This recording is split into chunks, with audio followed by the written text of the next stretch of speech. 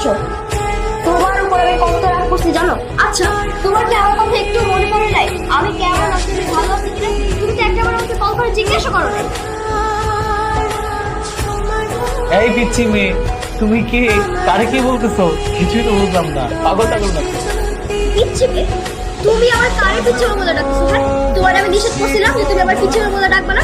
শোনো, আমার বয়স এখন 14+, আমি এখন আর ছোট না, আমি এখন অনেক বড় হয়ে গেছি। চলো রুমে চলো, তোমার সাথে আমার অনেকগুলো কথা জমা কথা বলতে হবে।